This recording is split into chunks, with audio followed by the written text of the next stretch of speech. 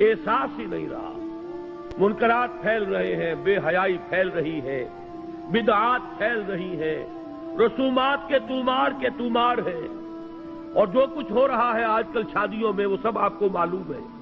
یہ سب ہو رہا ہے اور ہمارے جو نہیں ریگ رہی ہمارے احساسات کے اوپر۔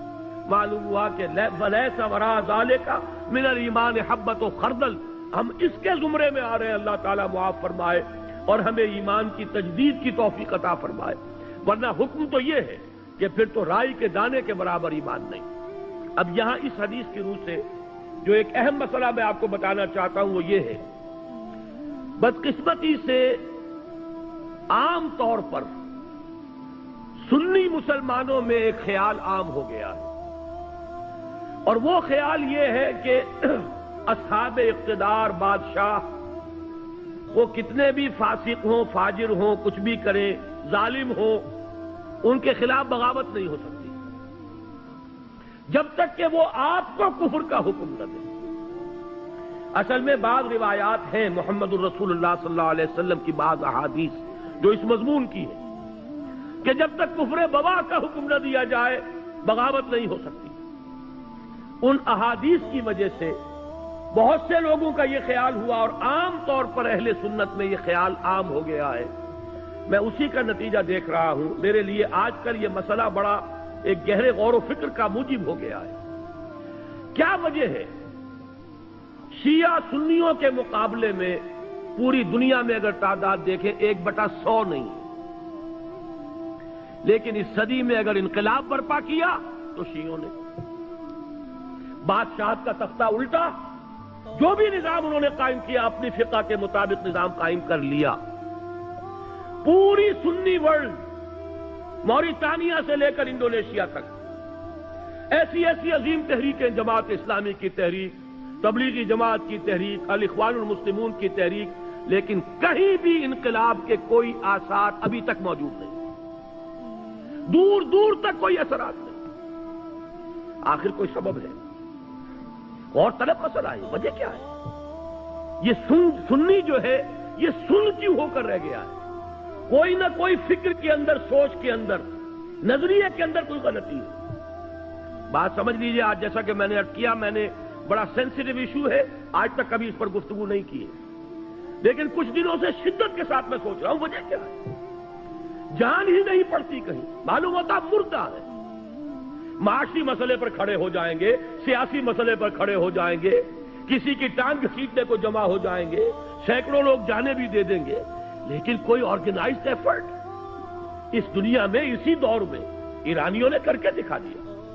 جو بھی ان کا دین ہے، جو بھی ان کی فقہ ہے، جو ان کے تصورات ہیں، اس کو چھوڑ دیجئے کہ اس سے ہمیں کہاں کہاں اختلاف ہے، لیکن انہوں نے اس کو کر کے تو دکھایا ہے۔ ہم نے کیا کیا؟ بادشاہتیں چل رہی ہیں، ایک ایک محل اربوں ڈالر کا بنتا ہے، اور محل خالی پڑے رہتے ہیں، بادشاہ سلامت کی جھلک دیکھنا نصیب نہیں ہوتا محل کو۔ سال میں زیادہ سے زیادہ بادشاہ سلامت 4-6 دن کے لیے آ جائیں گے بس، اور محل اربوں ڈالر کا بنا ہوا، جبکہ اسی ملک کے اندر جا کر دیکھیے آپ کو کہ بالکل حیوانوں کی طرح انسان رہتے ہوئے نظر آ جائیں گے آپ، بھیک مانگتے ہوئے لوگ نظر آ جائیں گے آپ، حاجیوں سے، اور جو لوگ عمرے کے لیے جاتے ہیں، بچے جس طریقے سے لپٹ لپٹ کر مانگتے ہیں، وہ وہاں پہ اب بھی نقشہ موجود ہے۔ یہ حال کیا ہے؟ یہ نظام ہمارے ہاں کیوں نہیں بدل رہا؟ کہیں سے کوئی حرکت نہیں۔ خاص طور پر اس دنوں میں مجھ پر یہ سوچ بہت زیادہ طاری ہوئی، اس کی وجہ کیا ہے یہ بھی سن لیجئے۔ جب یہ جہاد افغانستان بڑی شدت کے ساتھ چل رہا تھا، اب تو یہ کہ اس میں بہت سی صورتحال، بہرحال میں اس پر گفتگو نہیں کرنا چاہتا، اب وہ یوں کہا جا سکتا ہے کوئی قابل رشک حالت میں نہیں ہے، لیکن میں آج سے پہلے کی بات کر رہا ہوں، 1-2 سال پہلے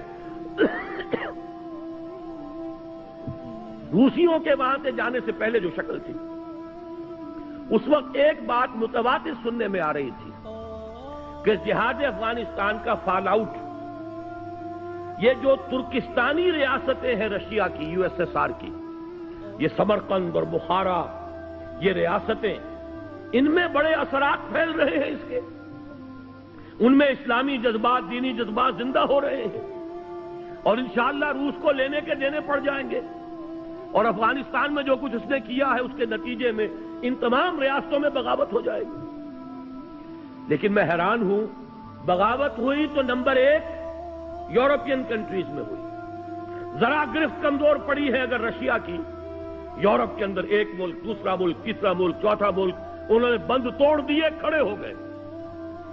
پھر یہ کہ روس کی جو اپنی ریاستیں ہیں، بالٹک سٹیٹس کے اندر، لوتھیانا وغیرہ کے اندر بغاوت ہو گئی، جا کر گورباچوف نے معافیاں مانگی ہیں، خوشامدیں کی ہیں، خدا کے لیے ہم روسی دستور کے اندر سیسیشن کے لیے پروویژن پیدا کر دیتے ہیں، اس وقت جو ہے علیحدہ نہ ہو، آئندہ کے کسی مرحلے کے لیے باقاعدہ ہم دستوری راستہ کھول دیں گے، لیکن اس کا نہیں۔ اس کے بعد اگر کوئی بغاوت ہوئی تو آذربائیجان میں ہوئی ہے، جہاں شیعہ مسلمان آباد۔ یہ سنی ساری ریاستیں سن پڑی ہوئی ہیں، ابھی تک کوئی خبر نہیں ہے کہیں سے، نہ سمرقند سے، نہ بخارا سے، کہیں سے کوئی خبر نہیں، کوئی حرکت نہیں۔ اس کی وجہ یہی ہے، میں نے جہاں تک غور کیا، سنی اسلام میں کچھ علماء نے اس خیال کو عام کر دیا ہے کہ حاکموں کے خلاف بغاوت نہیں ہو سکتی۔ حاکم چاہے کیسا بھی ہو، جب تک کفر کا حکم آپ کو نہیں دیتا، آپ بغاوت نہیں کر سکتے۔ وہ اپنے محل میں شراب نوشی کرتا ہو، بدماشی کرتا ہو، کرتا رہے، لیکن بغاوت صرف اس وقت ہوگی جب آپ کو کفر کا حکم دے۔ اس خیال نے سنی کانسیپٹ جو ہے اس کے اندر ایک طرح کا پیسو انداز پیدا کر دیا ہے۔ وہ ایکٹیو انداز جو چیلنج کرنے والا انداز ہے، وہ آج ہمیں پورے سنی ورلڈ میں کہیں نظر نہیں آ رہا۔ حالانکہ اب نوٹ کیجئے، یہ حدیث بھی تو موجود ہے، من جاہدہم بیدہ فہو مومن۔ لیکن یہ کہ ہوتا کیا ہے احادیث کے ضمن میں، جیسے قرآن مجید میں ایک آیت آپ لے لیں، دوسری آیتیں چھوڑ دیں تو آپ کا راستہ جو ہے ٹیڑھا ہو جائے گا۔ ہر شخص کو دیکھنا ہے اس مضمون میں کون کون سی آیتیں آئی ہیں، کہاں کہاں آئی ہیں، ورنہ تو یہ لا تقربوا الصلاۃ وانتم سکارا، انتم سکارا چھوڑ دیجئے تو نماز کے قریب نہ جائیے۔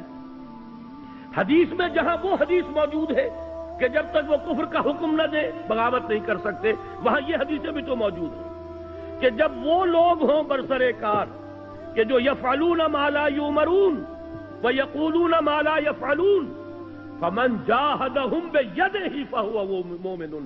یہ جہاد بالید کس شے کا نام ہے؟ اگر بغاوت نہیں ہو سکتی، اگر ان کے اختیار کو چیلنج نہیں کیا جا سکتا، تو یہ الفاظ حضور نے کیوں استعمال کیے؟ من جاہدہم بیدہ فہو مومن ومن جاہدہم بلسانہ فہو مومن ومن جاہدہم بقلبہ فہو مومن ولیس وراء ذلک من الایمان حبۃ خردل۔ اپنی اس گفتگو کو میں ختم کرنا چاہتا ہوں امام ابو حنیفہ کا مسلک بیان کر کے۔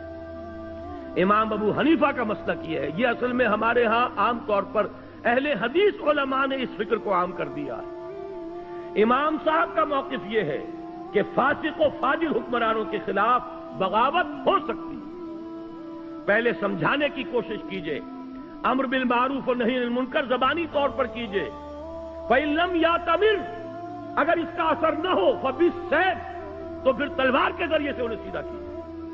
یہ موقف ہے امام ابو حنیفہ رحمۃ اللہ علیہ کا۔ فقہ حنفی کے اندر اس بات کی اجازت موجود ہے، اگرچہ امام صاحب نے اس کے لیے ایک شرط عائد کی ہے، طاقت اتنی ہو جانی چاہیے کہ کامیابی یقینی ہو جائے۔ یہ نہیں کہ چند آدمی کھڑے ہوں، نعرہ لگائیں، پھانسی چڑھ جائیں، بات ختم ہو جائے۔ پہلے طاقت پیدا کیجیے، دعوت کے ذریعے، تنظیم کے ذریعے، تربیت کے ذریعے آپ ایسی طاقت فراہم کر لیں۔ پھر یہ ہے کہ بغاوت کی بھی اجازت موجود ہے، بغاوت حرام نہیں ہے ہمارے دین میں۔ یہ بات جو ہے اس حدیث کے حوالے سے نوٹ کر لیجئے، اور یہ کہ امام ابو حنیفہ رحمۃ اللہ علیہ کا وہ موقف ہے، عام طور پر بعض احادیث کے ذریعے سے اور بعض احادیث کے حوالے سے، خاص طور پر اہل حدیث علماء نے جس چیز کو عام کر دیا ہے، وہ در حقیقت کوئی متفق علیہ چیز نہیں ہے ہمارے ہاں، بلکہ امام ابو حنیفہ کا موقف یہ کتاب و سنت سے اقرب ہے، نزدیک تر ہے۔ اور یہ حدیث آج آپ کے پاس متن اس کا موجود ہے، آپ اس کو لے جائیے، غور کیجئے، سوچئے، گفتگو کیجئے کہ جب یہ صورت پیدا ہو جائے کہ یقولون ما لا یفعلون ویفعلون ما لا یؤمرون، جب ایسے لوگ ہوں جو کہتے کچھ اور ہوں، کرتے کچھ اور ہوں، کرتے وہ ہوں جس کا حکم نہ ملا ہو، تو فرمایا فمن جاہدہم بیدہ فہو مومن ومن جاہدہم بلسانہ فہو مومن ومن جاہدہم بقلبہ فہو مومن ولیس وراء ذلک من الایمان حبۃ خردل۔